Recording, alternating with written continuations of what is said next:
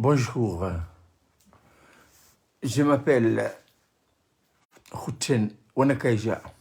Je suis pasteur dans une église en Nouvelle-Calédonie, l'église évangélique de Philadelphie. J'aimerais vous partager quelques-unes des versets bibliques qui m'ont vraiment encouragé depuis maintenant un certain nombre d'années à devancer le lever de l'aurore et à chercher la face de l'Éternel. Il est exactement 4 heures du matin, 4 heures 6 minutes. Et en me levant ce matin, comme d'habitude, j'ai plié mon lit et maintenant je me mets à genoux. Et je commence à regarder la Bible et je pense que le premier modèle, l'exemple qui est venu à mon idée, à ma tête, c'est je pense au Seigneur Jésus-Christ. C'est vraiment lui le modèle, ah oui. Et nous devons le suivre. Lui-même a dit, je suis le chemin, la vérité et la vie. C'est une leçon que nous devons apprendre tous les jours de notre vie. Il est dit dans Marc chapitre 1, verset 35, vers le matin, pendant qu'il faisait encore très sombre, il se leva et sortit pour aller dans un lieu désert où il priait. L'évangéliste Marc a relevé ce détail pour nous montrer que le Seigneur, dans l'incarnation, il était comme nous. La différence entre lui, le Père et le Saint-Esprit, c'est que Dieu le Père et le Saint-Esprit, ce sont des spirituels. Tandis que Jésus, avant l'incarnation, il était aussi spirituel. Mais la différence, c'est que dans l'incarnation, il est devenu homme. Il avait un corps. Donc, ayant un corps comme nous, il est sujet à bien des tentations. Oui, puisque l'auteur de l'Épître aux Hébreux disait qu'il a été tenté en toutes choses. Mais ça n'a pas été facile. Parce que dans l'incarnation, l'ennemi a vu la chose. C'est que ayant été sujet à tentation, eh bien, il a la possibilité de pécher. Mais le Seigneur a tenu ferme. Il a tenu ferme, c'est pour nous encourager. C'est que si lui a tenu ferme, c'est qu'il pouvait venir en aide aux êtres humains tels que nous sommes. Donc, je dis ça, c'est pour nous encourager. C'est vraiment pour nous encourager à nous lever tôt le matin. Les meilleures bénédictions spirituelles que nous pouvons retirer pour notre vie chrétienne, c'est vraiment très tôt le matin. Je l'ai expérimenté dans ma vie depuis maintenant des années. Et en effet, je suis content parce que le Seigneur a réglé mon corps. De telle manière à ce que tous les jours, maintenant, c'est devenu une habitude, mais ça n'a pas été facile au départ. Maintenant, je deviens à l'aise maintenant. Je me lève tous les matins à 3h30, 4h15. Maintenant, il est 4h là. Je me suis levé déjà très, très tôt ce matin pour lire et méditer la parole. Les meilleures bénédictions, nous le retenons le matin. Et je pense aussi à cet autre texte dans Romains chapitre 11, verset 16. L'apôtre Paul dit ceci, Romains 11, 16. Or, si les premiers sont saintes, la masse l'est aussi. Et si la racine est sainte, les branches le sont aussi. Paul a pris ici l'exemple d'un arbre. C'est que nous voyons le côté extérieur, verdoyant. Toutes les branches et les fruits également. Mais d'où vient la force? La force de cette branche, de ces branches et cet arbre verdoyant, c'est au-dessous de la terre. C'est la racine. Mais on ne le voit pas. C'est en bas que l'arbre tire sa force. Dans la vie chrétienne, c'est pareil. Nous pouvons voir les grands hommes de Dieu.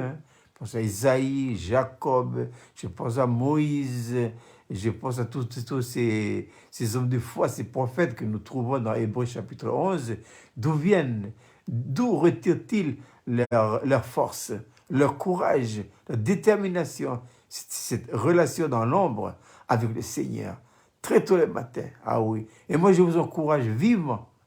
Si nous voulons avoir une vie chrétienne solide, une vie chrétienne forte, si nous voulons être fermes, déterminés, Moi, j'ai dit, il faut se lever très tôt le matin. L'heure la meilleure, et c'est 4 heures. 4 heures, c'est bon. 4 heures, 5 heures.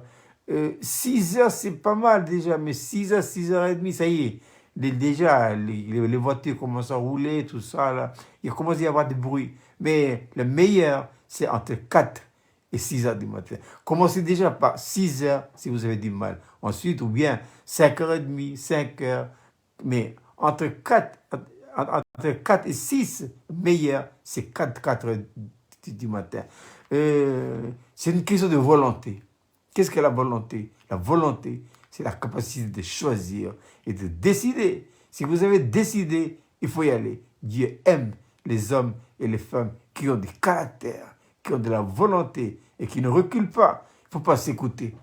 Non, il faut pas. La meilleure discipline que nous pouvons donner à notre corps, c'est de ne pas le laisser dormir, c'est de lever tôt le matin.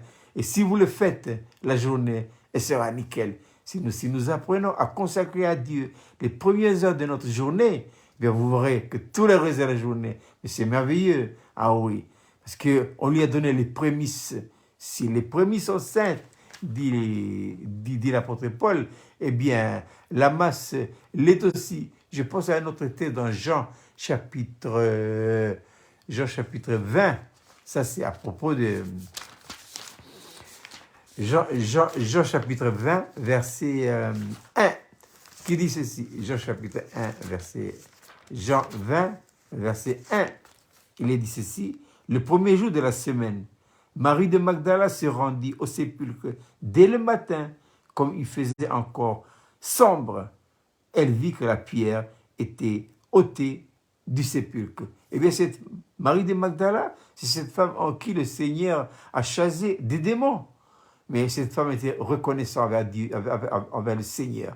Et quand Jésus était mort, il est mort, mais il est d'ici très tôt le matin, le premier jour de la semaine, comme il faisait encore obscur. Hein. Voilà. Mais si ce récit a été conservé, le détail de ce récit, quand il touche la vie de Marie, c'est pour nous montrer que c'est pas simplement les hommes, hein, mais les femmes, elles aussi, elles là. Elle était reconnaissante envers. De fait, ce qu'elle a fait là, elle ne fait que marquer un point qui caractérise sa vie. Voilà. Prenez cette habitude dès le départ. Et vous verrez qu'avec ça, là, vous allez pouvoir maintenir et cultiver une relation très personnelle avec le Seigneur Jésus-Christ.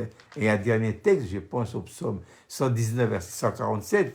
Et ici, ça touche David, l'homme selon le cœur de Dieu, le chantre de l'Éternel qui disait ceci: je devance le lever de l'aurore et je crie, j'espère en ses promesses. Et un dernier texte dans le psaume 143. Je prends tous ces textes pour nous encourager. C'est que psaume 143, verset 8, il dit ceci: fais-moi dès le matin entendre ta bonté. Voilà. Entendre ta bonté, ça veut dire expérimenter. Oh, combien le Seigneur est bon. Parce que les bontés de l'Éternel ne sont pas épuisées. Elles se renouvellent chaque matin. Oh, que ta fidélité est grande. Alors, le psalmiste dit: fais-moi dès le matin entendre ta bonté. Car je me confie en toi. Fais-moi connaître, Seigneur, le chemin par où je dois passer. Car j'élève à toi mon âme. Alors, que le Seigneur nous encourage tous et qu'il nous donne des grâces. Allez, nous vivons dans une société où le corps est trop chouchouté. Alors, voilà, on a du mal. Et c'est très bon. Et vous verrez qu'une fois que vous avez pris cette habitude, c'est merveilleux de se lever très tôt le matin pour chercher la face de l'Éternel. Mon ministère a débuté en fait dans les années 86. Oui, je crois. C'est dans les années 86 où j'ai commencé à expérimenter ce fait de se lever très tôt le matin pour chercher la face de l'Éternel. Voilà, exactement 4h15 du matin. Après ce court partage avec vous, et je vais maintenant commencer ma journée dans la prière, dans la louange et l'adoration, la lecture et la méditation de la parole de Dieu.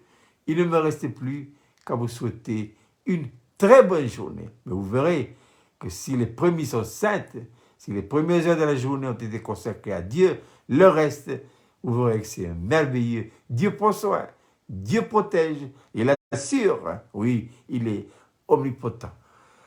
Je vous souhaite de passer une agréable journée. Allez, au revoir.